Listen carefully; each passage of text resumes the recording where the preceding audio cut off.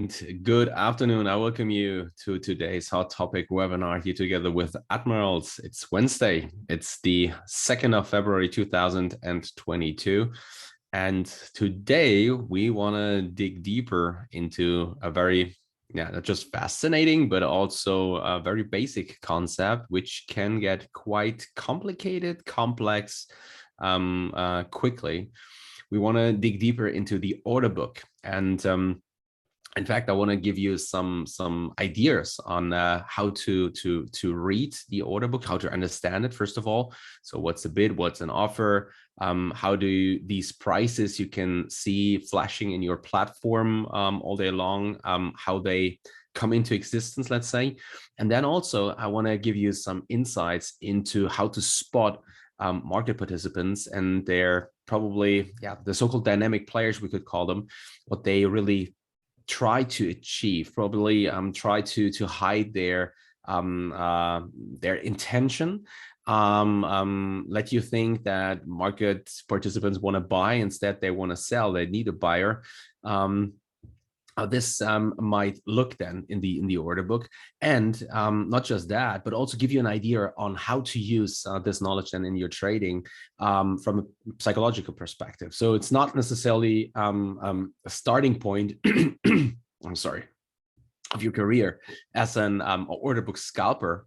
Probably could be, but even if you're a longer term trader, so longer term means in this context, intraday swing trader, let's say, trading an intraday swing, or going for swing trades in general for several days, you can use this from a mental perspective to really understand why you don't necessarily need to worry whether whether the markets goes up or down, but in fact the trading comes down to something completely different. And yeah, that's exactly what we want to discuss today.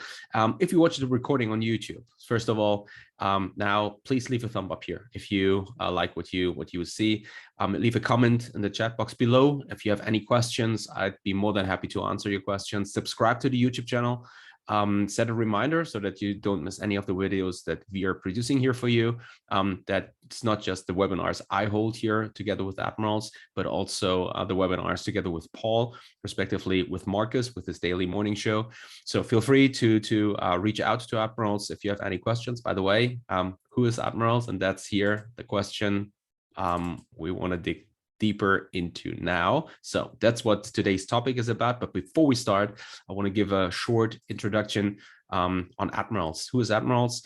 A broker with now over 20 years of experience, not just experience, but being in the marketplace, FX and CFD brokerage for 20 years, over 20 years, offering over 8,000 financial instruments, global presence around the world, fully regulated by several regulatory bodies, may it be the CISAC here in Europe, might be the FCA in the UK, or also the ASIC in Australia. There's a new regulatory body now overseeing the business from Admirals in Jordan.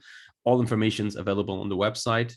In addition to that, so I'm located in Berlin in Germany. Admirals has an office here in Berlin, in the capital of Germany. But also beside of that, when trading, when traders communicate with each other, let's say, and we discuss also brokers and their offerings, usually we refer to Admirals as the DAX expert. So that Admirals is always and all the time among the top rated brokers. That's probably because of the most competitive offering you can find in the marketplace, especially when it comes to DAX trading in this context, with the tightest spread available. But in addition to that, also very quick order execution, great customer support if you have any questions. So all in all, a very, very, let's call it a round product. And for further information, reach out to admirals.com to get further information there. You can also download a demo then here for the MT4, especially MT5 in this context. And find out more about the overall offering, which is not just focused on the DAX, but also on FX, for example, crypto, and so on and so forth. So fully regulated around the globe. There you have it, one world, one broker. And as I already mentioned, there's now also the regulatory body in Jordan overseeing the business and at Admirals. So any questions around this, feel free to reach out to the website, reach out to the customer support. The slide will be presented at the end of this presentation with details around phone number, mail address, and so on and so forth. So now let's have a look at today's agenda here. First of all, we want to give an introduction to the order book and how it looks like, and also give an idea, especially probably this week is of interest there. So it's the 2nd of February, so it's a Wednesday. You know that the first Friday each month, there's usually a release of the non-farm payrolls, US employment situation. And yes. So usually when you closely watch the price action, might be in Euro USD, but also might be in other asset classes, might be gold or Bitcoin, whatever, which you usually see then at 1:30 UK. Once the data is released, you see that the spread widens. And there's usually the question, why is that? What's happening there? And this is exactly what I want to show you today, give you an idea of what's happening there. Because now the question is not just why is that happening, but also what information can we draw out of this? So in terms of our trading, because usually, well, it's not, yeah, it's quite common, in fact, that many people come to me and ask me, hey, Jens, I want to trade these events, but I don't want to be positioned around the event itself and bet whether the release will be positive or negative for, let's say, gold or something. But I want to wait till the dust has settled and then jump into the action and find a spot based on the information. And once the market has completely absorbed this news release. So then the question is, when is the right time? When is the market, let's call it normal again? And in fact, the order book, once you understand what's happening there, delivers the answer to that. Respectively, it's not the order book, but the spread, in fact, we will look at. Because once the spread narrows again, after it widened, it narrows again, you get an idea on once liquidity is available again. Market participants coming back into the order book / into the market, and are willing to buy, respectively, or willing to sell. And the spread gives an answer to that. And you will see what I talk about here in a few seconds. Then we will look at the players in the market. So there's, in fact, we can break it down into two players. I can already say that. There's the dynamic players. This is not what we are. The dynamic players are those who are moving the market, in fact, who are sometimes playing games with us, sometimes try to create a picture which is not there, and we are the passive players. We are not those moving the markets, but we are those who try to react here. We are not the acting ones, but the reacting ones. And this is also something I want to give you an idea what I'm talking about here, and also how you can use this then if you plan to scalp the market based on the order book, how you can read the order flow, a first step to make it. So it's not really an in-depth tape reading lesson we will give here, but you get already an insight on why this is a fascinating topic, and probably can already draw some conclusions out of this for your trading in the future then.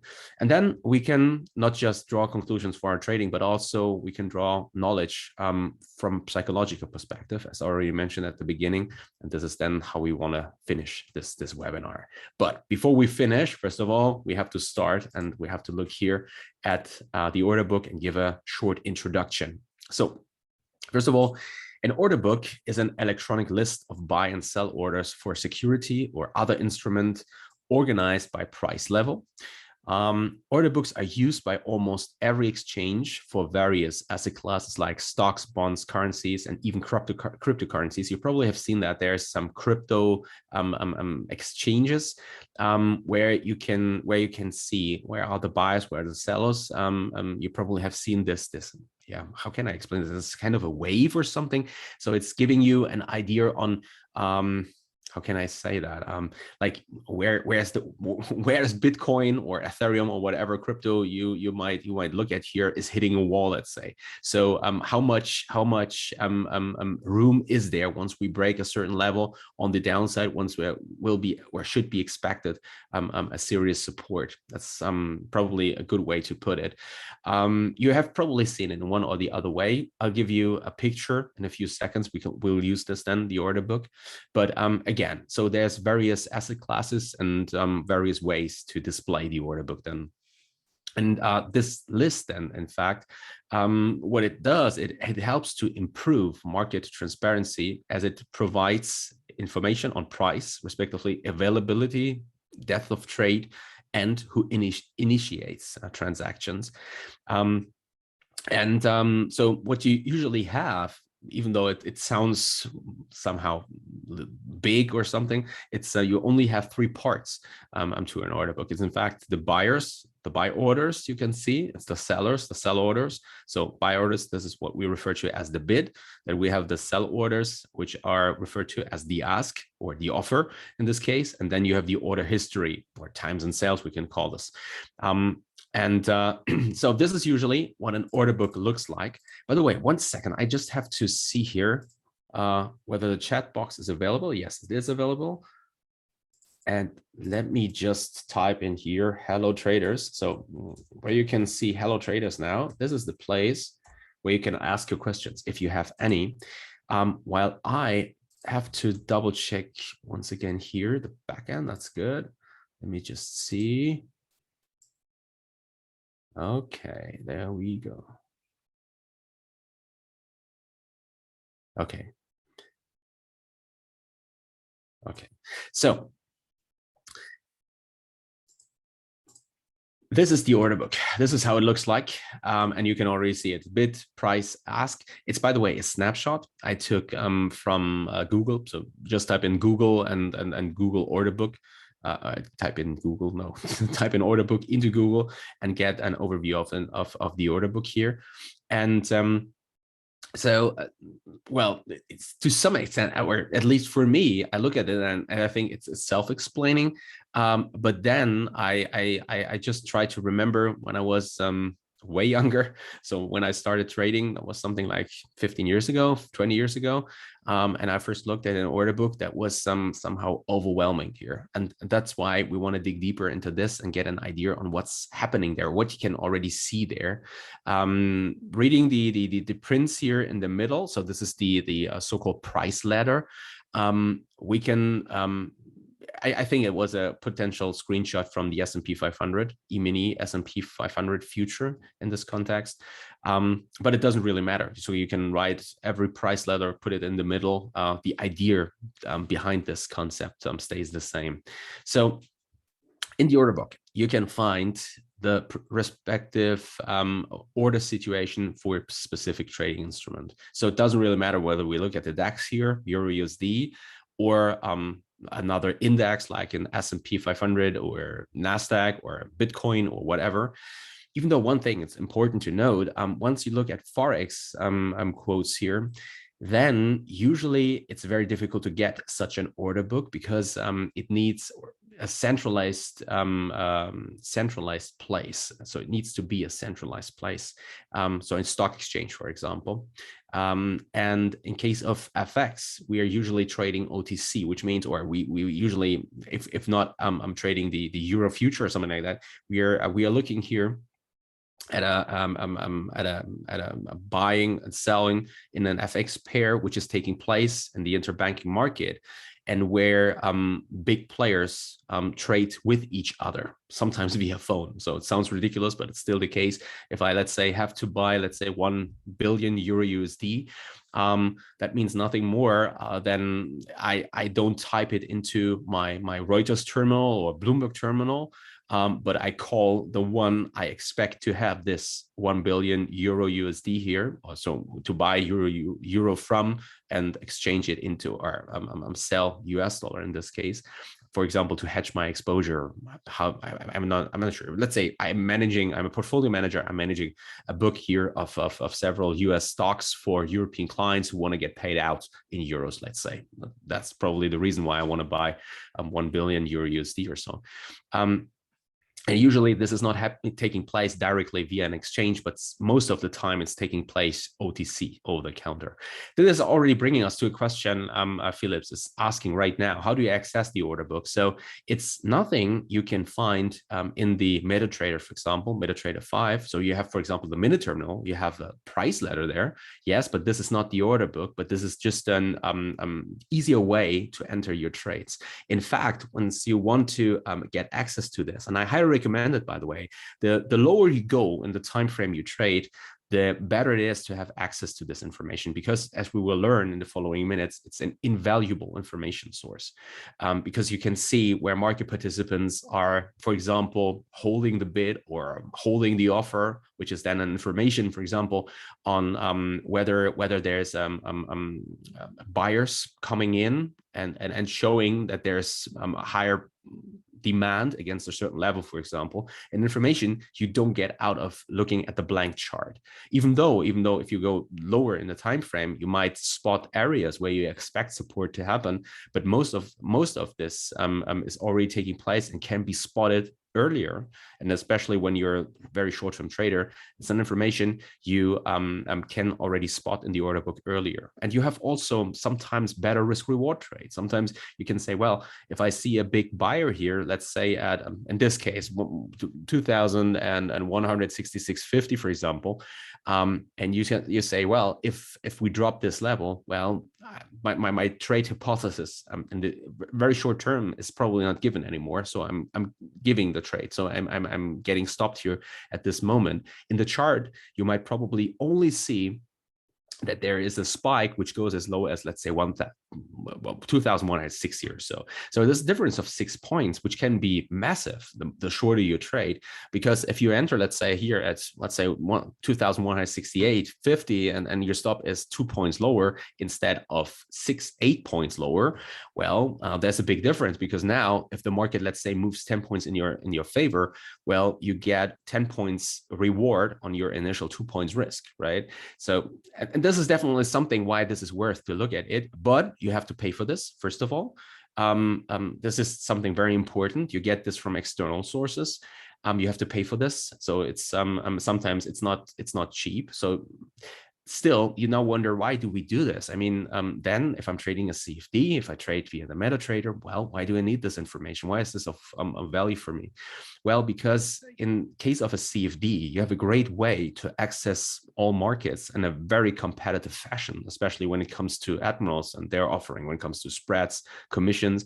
In case of US equities, for example, you have, I think, 6 half turns, so 3 round turns for free each day. You don't have to pay commission to enter a trade. Beside of that, you can already access the market with a leverage of 5-to-1. So in case of physical stocks, for example, let's say trading a Tesla or so, you have to put up, right now it's trading around 950. Let's round this up to 1,000 USD. If I want to buy 1 share Tesla here, well, I have to put up 1,000 euro or USD in this case. So I have to put up 1,000 USD. In case of Admirals trading via stock CFD, for example, well, I have a leverage of 1-to-5. That means I only have to buy one Tesla stock. I only have to put up 200 USD. Well, if I put up 1,000, I can already trade 5 Tesla CFDs in this case, and I see the same developments in the CFD. It's 1-to-1 correlated to the stock price, even though it's an OTC product. So what I want to say is, trading CFDs can be very, very nice or very favorable for those who say, I want to start with a smaller account size and first of all get my feet wet, let's say, and step by step entering the trading arena here, while I, on the other hand, don't want to not miss, but while I still want to get access to the information, the bigger traders, let's say, get access to. And this is then where the order book comes into play. So just to give a little perspective on why we're doing this and why it's important to still understand this. It depends on which volume indicator you're talking about. So is the volume indicator related to the order book? So I remember we once did a webinar here, and a hot topic webinar, which was about the volume weighted average price, so the VWAP. If you're talking about this, then it's not directly correlated to the order book, but it's correlated to the direct real volume, which is traded at, or at the stock exchange, at the specific, or in the specific asset you're looking at.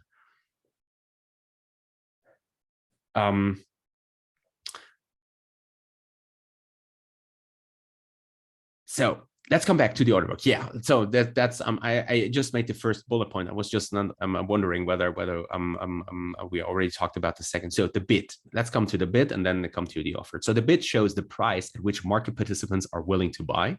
So these are in green. You can see here the buyers. These are market participants who want to buy at the specific price. This is very important. And the thing is now, the more or the deeper you go here, let's say 2,166, the more market participants are willing to buy there, because everyone who's willing to buy at, let's say, 2,167.75, he's also willing to buy 1.75 points lower here at 2,166. So the lower you go, the more volume you need to push the price lower in this case. So this is then also something we refer to as a market depth in this case. So it's a very deep market in this case, which means you need a massive order volume here in this case, so massive order flow to overcome this, which is great, because now you can see why this is important to understand this, and why I, for example, tell people, look for markets who are actively traded and where you have lots of volume available, because the deeper the market is, the better it is for you to calculate your risk, and you can be, well, let's say, more sure to exit the market at your price you want to exit the market, which is necessary to know to calculate your risk reward adequately in your trading. The same is true on the upside here, as you can see. So this is the bid. So the market participants who are willing to buy at a specific price. Then you have the ask, or the so-called offer in this case. These are the guys who are willing to sell here at the respective price. And then the price highlighted here in turquoise then. So let's probably go that way. So this is the bid, this is the ask. And now you see here the turquoise print. And this is, if you look, for example, in the newspaper or something like that, you see a price. It's usually the last price of the day. But you could also see a series of prices being printed at a board at a stock exchange or something like that. So in this case, the turquoise one here, 2,168 is the last print. So this is the price where the last transaction took place, and there was a buyer meeting a seller. It's not saying how much volume was done there, but it's the last price, the last executed price, which you can see then. And given that, by the way, is also giving you an idea here, in addition to the last printed price, the difference here between the buyers, the bid, so 2,167.75, and then the sellers coming in at 2,168, you can see here the difference is 0.25, and this is the spread in this respective asset. So most likely it is the E-mini S&P. So you can see here, this is the difference, which is called the spread as we know it. And you can also see, very important, for example, why it's so important to be sure that you are getting enough liquidity here. So sometimes brokers are playing games. That means like there's brokers coming out and saying, hey, look at my spread. I have the tightest spreads, tighter than this and that competitor here. The problem with that is it's very easy to get a tight spread, because you just could say, well, you know what, I have a my spread is zero, or let's put it that way, not zero necessarily, but let's say you now have a seller coming in at 2,167.76. You have a spread of 0.01, which is ultra tight. In fact, here this is not possible because the min tick size has to be available. But let's assume this from a pure theoretical standpoint. And then you have one seller there. It's just one. This is nothing. Like you could trade here at 0.76, but you can enter a market at a huge size here for this price. And this is also something which has to be which you have to understand, which is very important when, for example, trading equities, especially. So in this case, we are really looking at equities here, but also futures, for example. So tight spread does not necessarily mean that you can execute at this given price in the order book the size you want to execute. So most of the time, well, we are probably capable of doing that because we are retail traders and we are not trading huge size here.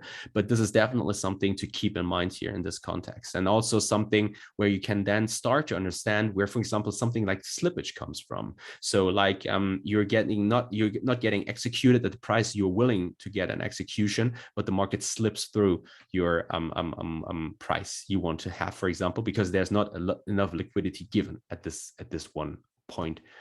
So now in the next slide, before we now go into the next slide, one sec, please. I now have to update my sheet here for today. So because if I end this webinar, I will jump right into the action. And I have two stocks today on my list I want to carefully watch. So first is PayPal, and the other stock is AMD, and both released earnings yesterday, and are very heavily traded already in the pre-market, especially PayPal, with a very weak guidance. AMD, on the other hand, just shot higher the last 3 trading days, pushed higher 30% or so. Now gets some crushing earnings, and already 3 million shares traded in the pre-market, and also a stock which is very interesting, especially if it comes down to, let's see. So my level I watch is 128, probably a little overshoot on the downside, 126. But then taking off from there. So AMD is very interesting from a trading perspective because it delivers, and there's something we look at here right now. It delivers an enormous amount of liquidity each day right now. So it's one of the hottest stocks on Wall Street. You have very tight spreads. You have still very strong intraday moves, so an ATR of over 7 USD. So that being given delivers you sometimes some phenomenal risk reward ratios. And this is exactly what we're looking at when trading the markets, in this case, trading stocks. So definitely worth watching. So crucial levels 130. If we break this level, probably flush into the open, but 128, probably a little lower, 126 could be of interest into very strong earnings. And then we have also PayPal, also heavily traded in the pre-market with a very weak guidance. But let's come back to today's order book lesson, let's call it. So now let's have a look now at the news releases, especially the upcoming non-farm payrolls. If you want to dig deeper into this topic, understand it a little better, then I recommend you to open up the MetaTrader now into the weekly close. Non-farm payrolls will be released 1:30 p.m. UK time. If you don't have an MT5, no problem. Head over to admirals.com, download it for free there, and then open the platform on Friday once the non-farm payrolls are released. Look at the market at 1 p.m. UK, and you will see EURUSD, for example. Let's take EURUSD. You have a very tight spread, 0.1, 0.2, 0.3, something like that. It's lots of liquidity there. Most traded FX pair around the globe. And then you will see, once the release takes place at 1:30, you will see there's a pop into the spread. The spread widens sharply. And then you see heavy fluctuations. And the question is, why is that? Well, because there's a news release, which is highly anticipated, probably especially after Jen Psaki, the speaker of the press, head of press, White House speaker, talking to journalists each day. They are mentioned on Monday that there will be a disgustingly bad job report due to Omicron. Today, we had already very weak ADP data. So they already anticipated that, which is great because great let's put this in quotation marks, but it's great because now the Fed can say, well, guys, I'm sorry, we are sorry, we can hike rates as aggressively as you probably expected. Given recent inflation data, well, we have to be a little careful there because the situation in the employment sector is not that positive. However you put that, there's lots of uncertainty and lots of buzz around this news event right now. So market participants are anticipating that event, and that's because of the overall global economic situation we find ourselves in, hikes in rates, respectively inflation. And now the interesting thing takes place. The question is, why is the spread widening here? So why is this happening? And so as you may have found out yourself already when looking at the order book, or respectively the respective assets, you have seen that the spread is variable. So it's sometimes it's 0.1, then it's 0.4, then it's 0.2, then it's 0.5, then it's 0.2 again. So, and the question is, why is it variable? What's happening there? And the reason it's variable is because it's depending on the price at which market participants are willing to buy, respectively, are willing to sell. Okay, so this means that if now uncertainty hits, like news, like non-farm payrolls, which will be released on Friday, a widening of the spread can be observed. And why is this? Well, it's because market participants take out the orders and are not willing to buy anymore, respectively, are not willing to sell anymore, but saying, if you want, I want to buy at a lower price here, because I have to, how can we say that? You have to pay me for the risk I'm taking here, buying from you in this highly volatile event. Respectively, the same is true when we look here at market participants selling. So the same is true there. So that being said, now you can see results in a spread which was 0.25, now widening, let's say, to 4 points, 166 to 170. This is now the spread, which you can see here. And so the driving force is here, the market orders, in fact, which are bringing price moves into existence, let's say, because the limit orders are just telling you at which price market participants are willing to buy, respectively to sell.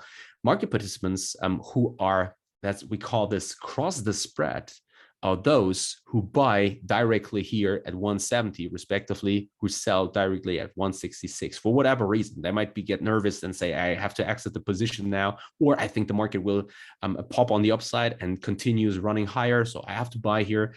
Whatever motivation they have is, it doesn't really matter. It's just that the driving force here is not the limit orders, but it's the market orders who are driving the market and the prices you can see in your platform.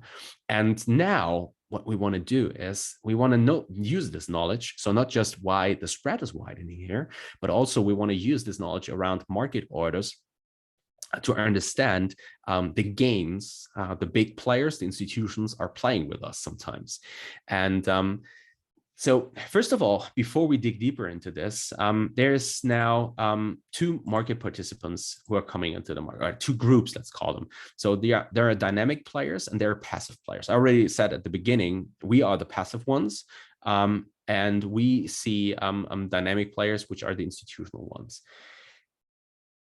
Yes, exactly. 100%. Phillips is right. So a very important point. It's not just around news releases, but also he says now, or he asks, is this why the spread widens when US market closes and Asia market opens? Yes. In FX markets, for example, we call this the dead window. You can understand what's happening there. So this is usually taking place 10 p.m. UK. And what you can see is that the spread widens there too. The reason for that is that big banks or liquidity providers, you name it, whoever that might be, are taking out their orders, and they call it a day, and they now have to, they're closing their books, let's say. They look at where do we stand for the day, and they're not focusing on delivering liquidity for the market anymore. And that's the reason, very simply speaking, why the spread is widening around this quarter, around this time. So market participants are just saying, well, we call it a day, So there's not enough buyers anymore, not enough sellers, the spread widens, and even wide spread results in erratic moves because now the buyers and sellers are quite, let's call it thin. That's probably a fair way to put it. And that's exactly the same reason, even though the motivation behind this behavior is completely different, but the idea is 100% the same. And so, by the way, I have just to check here the chart. So we saw this flush lower now in AMD. Let's see how things play out there.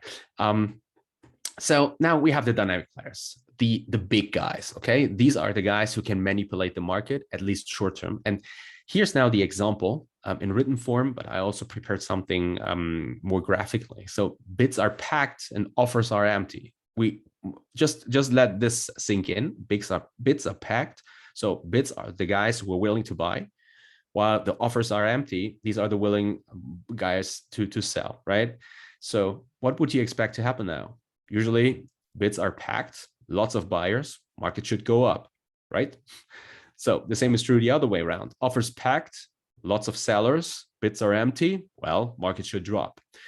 So you can see it here already, suggesting in case of bids are packed, offers are empty, suggesting that there were only buyers and the market will go up, and the other way around. The interesting thing now is you will see that the complete opposite is true. And why is that? Well, you can see it here. So this is just an example. Simply speaking, lots of buyers. Here are the sellers, quite empty.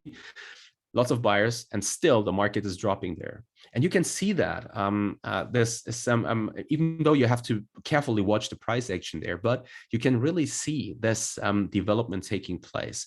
So because now what's happening here behind the scenes is the following. You have lots of buyers. And so what will usually you do as a retail trader, not knowing what's happening there? Well, you're crossing the spread, you're buying because you're standing in front of these guys. You're buying because you say, well, obviously the big guys are willing to buy. Well, now I have to buy myself. So I want to front run them, you can call that. You're buying. The thing is now you will see, looking at the price, the market is not rising, but it keeps on printing the same price. Print, same price. So tick up, lower, tick up, lower, tick lower, tick up. But it prints at the same price, not moving at all. You say, well, just have to be patient. I just have to be patient. The interesting thing now is that once here your buying is completely absorbed, someone was selling, the bids disappear and the market drops. What just happened? Well, as I already pointed out, if you're the one who's buying, well, who's selling? And why should someone tell you that he wants to buy? No one does this. This is like playing poker with your cards open to everyone, for everyone to see. It's like you don't show your hand. You just don't do this. And this is exactly what's taking place here, because now you're buying, and the ones who are selling to you are those who say, I want to buy, instead they want to sell. So they do the complete opposite. And once their selling is done, they, in this case, lift the bid and we drop lower. The same is true on the other hand. So the same is also true once you have here the offers heavy, while there's no bids available, or very, very small, and there's lots of sellers and few buyers. The same is taking place on the other way around. So you say, well, lots of sellers, lots of sellers. So obviously I expect now the market really to drop, and then you're buying. Respectively, no, you're not buying, you're selling. But we keep on printing, same price. It's nothing happening. Sorry, it's keeping the same price. Sometimes it's a little higher, lower, but all in all, it's nothing happening. There's no real drop happening. And then once the selling is through, respectively, the guys have bought everything they wanted to buy, they just lift the offer here and the market pops higher. So this is exactly what's taking place there. And you can already see, I mean, this is very difficult sometimes to understand if you haven't yet seen it in real time, and you have to be really like a quick thinker in this case, and you really have a good observation skill. That's one of the reasons why I, for example, say you really have to know yourself to then draw the right conclusions here out of your personal character traits and your cognitive strengths, and then take it from there. So if you're like more the, let's say, analytical guy, the guy who says, well, I first of all have to observe the action, I have to really see it, and then I have to take action. But it takes some time till I see it. Well, then it's probably the best to skip this order book scalping type of trading, but instead focus on, once we found a price, once there is a clear sign, and then take it from there. I had this on Monday, for example. So in Apple, some of you probably have seen last week's webinar on Friday. I think I mentioned that I have Apple on my agenda for the day. Was it last Friday? I'm not really sure, but I think so. So I traded Apple around the earnings last week. So on Friday, and then I had, due to the very strong close, I had Apple on my watch for Monday too. I also had 170, for example, on my list, and I said, well, once we can hold 170 here, this is a clear sign of strength, in my opinion. I think there will be a follow. Look at the price action on Friday, on Monday. So we had a very strong start into the week, and I didn't take the trade, even though I saw it. I saw 170 holding, but it was holding right around the market opening phase. So right now, so now in the first 5 minutes of trading, and there's lots of going on forward and backward, and the market is finding its fair price, let's say. So and it was just too quick. It was just like, it was too quick. Or I mean, I can perform in such an environment, but I really have to be in the zone to perform at this level, then at such a quick level. And so I just skipped the trade. If you're that kind of guy, great, take it from there. If you're not, well, then this quick and flashy light development there is probably not for you. Still, you can draw lots of information out of this for your trading, and this is exactly what we want to dig deeper into now. So the thing is, we are the passive players. So we are the guys who try to we are the ones who want to anticipate what the big guys are doing. There's a question now from Herman. Can we have the recorded video after the session? Yes, it will be uploaded at YouTube, in the YouTube channel from Admirals. So it will be definitely available there. So I think tomorrow or on Friday, I'm not really sure, but there will be a recorded version available in the YouTube channel. So let's come back to the passive player. So this is who we are. And so now the thing is, we're anticipating something. That means nothing more than that we say we expect someone to buy after we bought. Respectively, we expect someone to sell after we sold. So now, if we are now the guys who are paying the spread here, so crossing the spread, so based on the suggestion of the dynamic players that the market will rise, respectively fall, so that they will lift the offer or lift the bid, for example, that means nothing more. If you let this sink in and think a little of it, it means nothing more than that a move, let's say, from 100 to 101, okay, is nothing else than our conviction that the market will continue to move higher after I bought. And that means that we need an ongoing imbalance of convictions that the market will continue to rise, respectively continue to fall. But, and this is the big but here, if we are only trading convictions, and this is what we do, it's our conviction that based on whatever fundamental trigger, whatever, the market will rise, respectively will fall. And we are only trading not just our conviction, but in fact, the conviction of others too, other market participants, because we expect them to pay a higher price, let's say, for its asset XYZ to rise. And I think it's obvious, we can't influence the conviction of another market participant. It's just not possible. Then the question arises, and this is very crucial, and I think a basic question: why should we care about a losing trade? So it doesn't make sense, right? Because once we buy, we give up the control of our trade. Once we enter the market, and we are now 100% dependent on the conviction of other market participants we can't influence. I mean, or to put it differently, no one is arrogant enough to say, I can influence the conviction of all other market participants. It's just not possible. It really, it sounds ridiculous once you say it. And so if we can only influence now how much we lose, if we're on the wrong side, why just not focus on how much we lose in this trade? Why should we care about the conviction of other market participants? I think this just doesn't make any sense. And this is now a very important point I'd like to show here, given all these details on the order book and how to use this information. It's very fascinating from a technical standpoint, but also once you really dig deeper into this and understand that here the limit prices and are those you can then see which are making the spread, but still the market orders in this case, the ones paying the spread here, these are the market participants who are really crossing the spread, and their conviction is what drives the market higher, respectively what drives it lower. And this is exactly what you need if you're long or short to be on your side. While you can't influence this, well, obviously what you can influence is how much do you let the market move against you once you're wrong with your opinion, your hypothesis, your conviction on the market.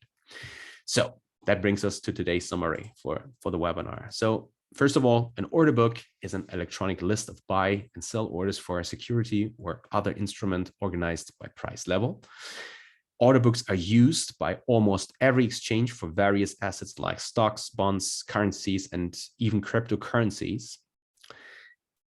What an order book does is it lists, or the order book lists here and helps to improve the market transparency in this context, as they provide information on price, availability of this price, the depth of the trade, and who initiates, in fact, transactions.